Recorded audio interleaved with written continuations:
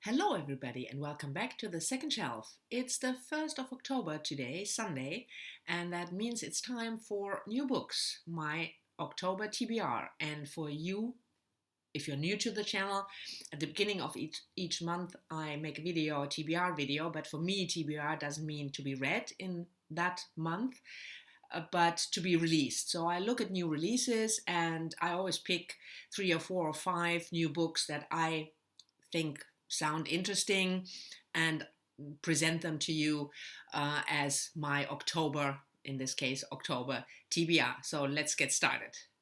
The first book I want to talk to you about is in the category literary fiction, and that is Alice McDermott's new novel, The Ninth Hour. The book is already out in the US and it will come out in the UK on the 19th. Now, Alice McDermott is an American writer born in the early 1950s in Brooklyn, and before The Ninth Hour, she has written 7 other novels, and I've never read her.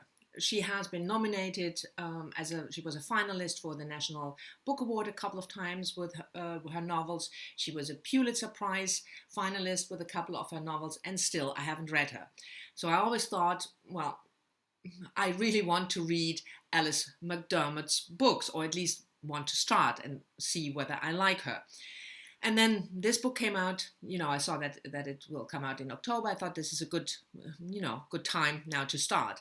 But the book centers around a theme that is, I'm doubtful for me whether I'm really interested, because it's the story of a woman, Annie, and her, when the book opens, unborn daughter, Sally, just after the husband committed suicide, and it's set in early 20th century Catholic Brooklyn.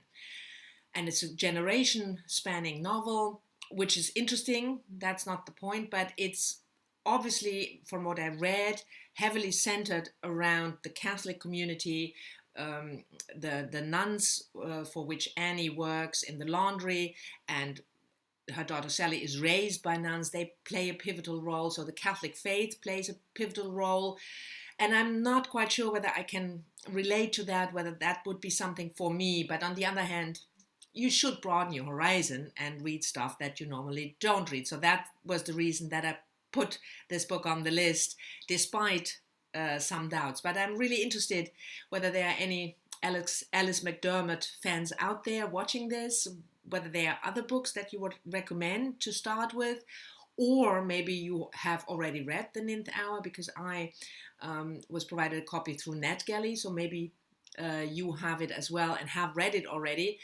But I think I will give it a try. But from the story, you should probably expect something where the theme of Catholic faith and the meaning of life through spirituality plays a big role. But anyway, this is my pick for this month for literary fiction, Alice McDermott, The Ninth Hour. The second book I want to talk to you about is a nonfiction work, which is not uncommon for me, because I read a lot of nonfiction, but it's middle grade. It's written for children, and that is Marilee Peters' book, The Man Who Knew Everything, which will come out in the beginning of October. And it's a book about a once very well-known scientist in the 17th century, a German Jesuit priest, Athanasius Kircher. And I think nobody knows anymore who he was. And I thought, well, even though it's for children, I really want to read more about him. And I read a previous book by Marilee Peters. She's a Canadian author, writing mainly for children and young adults, and that was Patient Zero.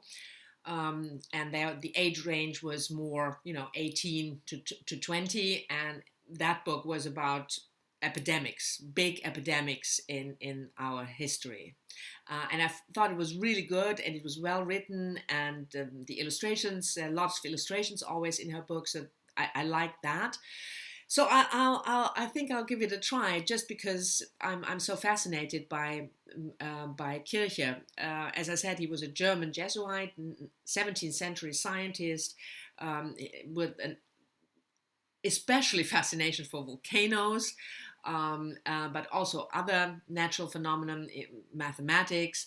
And he was considered at that time what we now would consider Albert Einstein. So somebody we would call, one of the most important scientists of our era. And he's all but forgotten. So, like I said, even though it's a children's book, I will still read it, and maybe I can interest you in it as well. Or maybe you have, children or nieces or nephews who are interested in science, and then this might be a good pick. So Marilee Peters, my pick for nonfiction for October, The Man Who Knew Everything. And then we move on to the third book, which is, of course, because it's autumn, crime.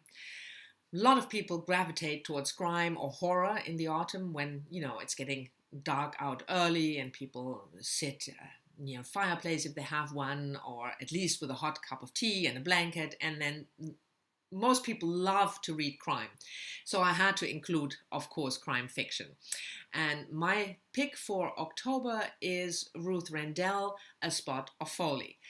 It's a collection of short stories, and you will be saying, yeah, I know Ruth Rendell, of course, the queen of crime, but she died, didn't she? Yes, she did, in 2015. But there were 9 stories or 10 stories unearthed in the archives of a magazine, which have been published, of course, in the magazine before, but have never been collected and brought together in one book. One of the stories is called A Spot of Folly. That's the title of the collection, and it will come out, as I said, on the 5th of October. And I think if you like crime, and especially if you are a Ruth Rendell fan like I am, then you will certainly want to get this book and read it, because a new collection from Ruth Rendell, who wouldn't want to have that? And I'm sure that even people who might have read the original stories, although I doubt it because most of you probably weren't even born when they were published in the 1970s, but to have them all together in this new collection, I think is fantastic. So I will certainly read this one, Ruth Rendell's A Spot of Folly. 5th of October it will come out, and I'm not sure. I tried to check, but I think at first it will only come out as a Kindle version, but I might be mistaken. Correct me down in the comments if you have different information. And the last book on my TBR list is always sci-fi fantasy, and it's no different for October. And my October pick is a book by Ausma Zehanat, a first book in a new series, and it's called The Bloodprint.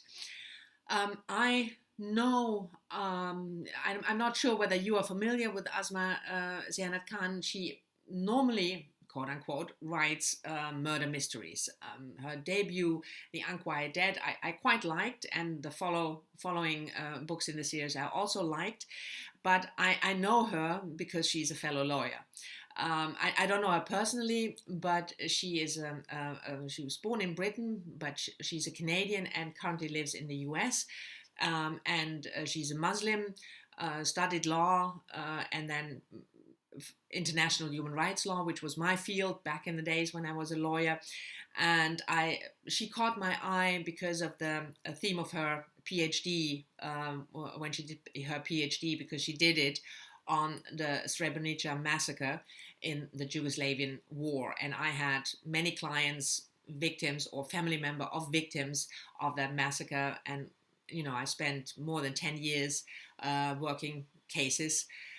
So that caught my eye. I started to read her as a mystery author, and now she obviously ventures into fantasy, science fiction fantasy. And The Bloodprint, which will come out at the beginning of October in the US and a little bit later in the UK, is a political fantasy because quite obviously it's based on the Taliban and the Taliban oppression of women. The evil power in the book are called the Talisman, led by a one-eyed preacher, and there's a group of very powerful women with magic who fight the oppressive regime. I have some doubts whether this very politically, based theme and premise will work in a fantasy, but I'm willing to give it a try because I like her writing. I liked her previous books, and I think it's an interesting and very timely theme. So the Bloodprint, the first in a new fantasy series, is my sci-fi fantasy pick for October. And this was it for the October TBR, the new releases that I found interesting, and I hope you did too. Thank you very much for watching. Hopefully you've enjoyed it. Talk to me in the comments below as always, especially if you have recommendations, new releases in October that you are excited about. I would love to hear them.